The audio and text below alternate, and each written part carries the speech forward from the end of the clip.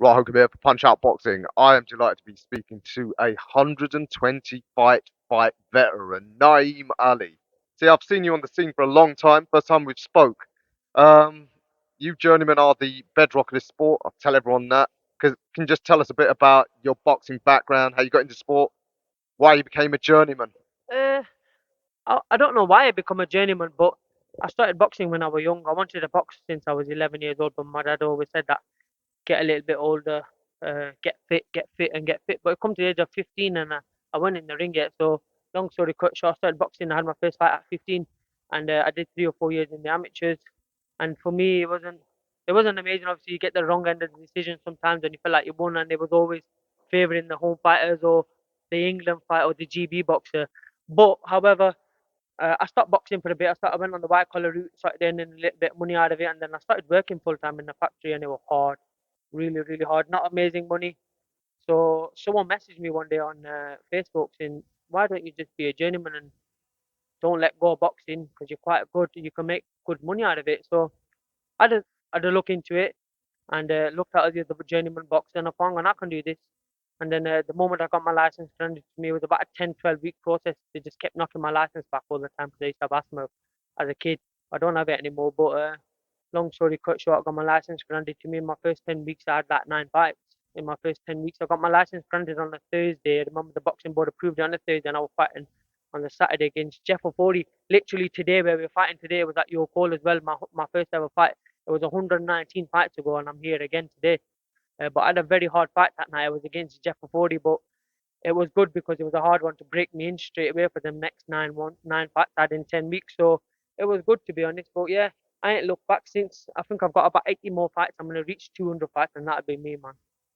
Yeah, you are absolutely prolific. Seems like you're out every week. I always think journeymen are the guys we need to talk to because you fought just about everyone. So tell us, we've got to know who are the most talented guys you've been in there. I'd say so. People would always presume it's Sam Noakes because he was the first ever person to stop me. I went 73 fights without getting stopped, but Sam Noakes in the 74th fight, he stopped me in my 74th fight. Well, he didn't stop me. I jumped out. I retired. I thought about my own safety. My nose was pouring like a tap. It wasn't broken, but it was just bleeding quite regularly. And I just thought to myself, I've got 4 rounds left. He's a beast. He's a 100% knockout artist. So I just thought it's pointless being in here. I've been paid. I'm on the show. I've met everyone. I've met loads of celebrities. I'm here on TV. I've done it now. So just jump out. So I went back to the corner and said, get me out of here. And that was it. But I think my hardest ever fight, realistically, like skill wise, the most, I think it's got to be Dante Dixon. I fought 119 fights. I've probably boxed about 115 kids because I boxed a couple of kids twice, Joshua Frankham, Jeff 40. So, but I'd say Dante Dixon was probably up there, top three definitely. Sam Noakes, don't get me wrong, he's up there as well, but I won't say like skill wise he's amazing. Like he's got a good knockout, he's got good power. But I say there's kids that are good out there, man. That Dante Dixon was definitely one of the best ones up there.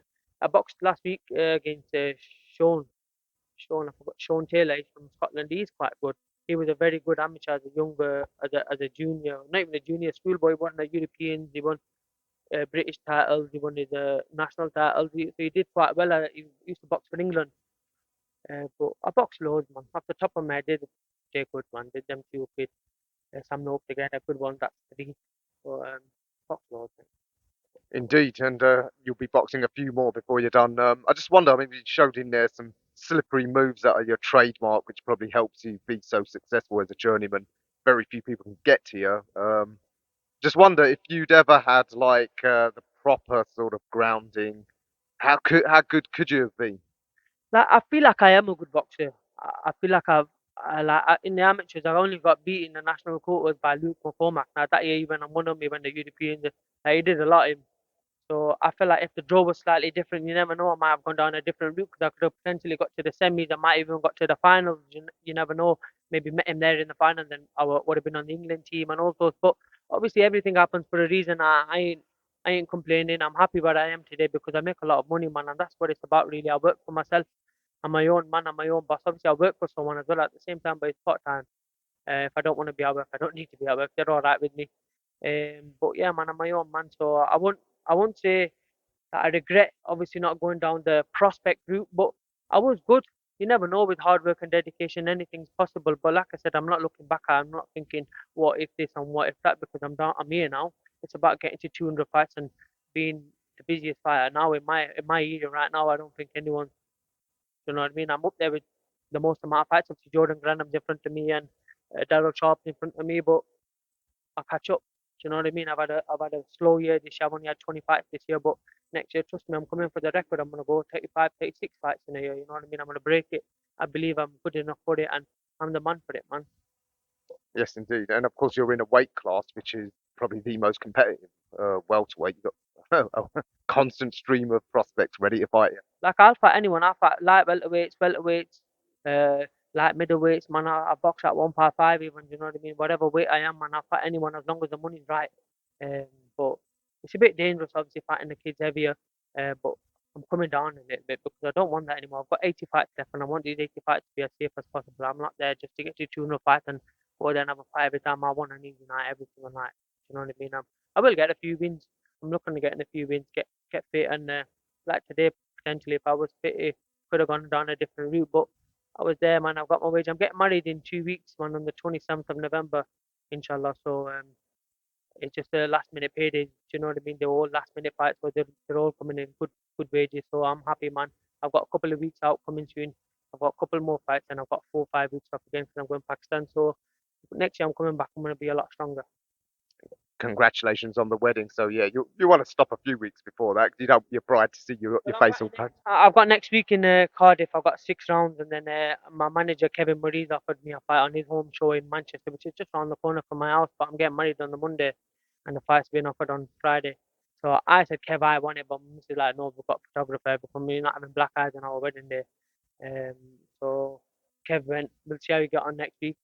Because it's a nice easy fight next week as well. The kid's a little bit lighter than me. It's my manager's fighter, so he won't take the piss out of me, hopefully.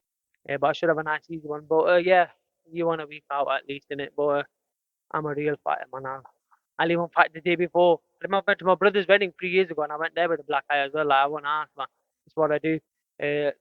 Not 2 years ago, I went to my cousin's wedding, and I actually boxed on that day as well. I think I got stopped that day. Actually, it was Joe Howard. I boxed Joe Howard in Bolton, and I got stopped that day. But yeah, man, I'll fight anyone, anywhere, anytime. Just make sure the money's right. Yeah, no doubts whatsoever about your fighting credentials. Just just to finish, tell me if there was one prospect anywhere in the world that you'd like to get in, just to say you've been in there with him, who would it be? Probably Jake Paul or someone like that, someone who's going to pay me 150 million or 20 million or 10 million or whatever these stupid idiots get paid. Because to be honest, it's not about me getting in the ring with anyone. I've been in the ring with this guy or that guy or that guy. Man, it's about filling my pockets. So if you're gonna fill my pockets, man, I'll fight you. You know what I mean? Whether that's Jake Paul, whether it's fucking anyone, man. I'm not asked any YouTuber, any fighter, anyone, man. I'll get in and do my rounds and I'll get out. I'll try and not get knocked out as well. I'll do my rounds and get out. But it's all about the money, man. It's all about the money. Yes, indeed. So yeah, well, I can just say thanks from the fans for your service to the sport. Many more years to come. Like I said, 80 more, you'll get to 200, and yeah, we Just hope. want to say thank you to all the fans as well. Obviously, without you, none of this would be possible because you guys all pay my wages. I know all of you sometimes when I'm coming out, you're booing me and you're swearing at me and you're calling me what names. But guess what? It doesn't bother me because you guys are paying my wages. So thank you very much. Keep it coming and keep supporting the home fighters. And thank you very much. See you all again soon. Naeem, we will see you again very shortly in the ring, I know. So thanks for your time, and we look forward to seeing you again.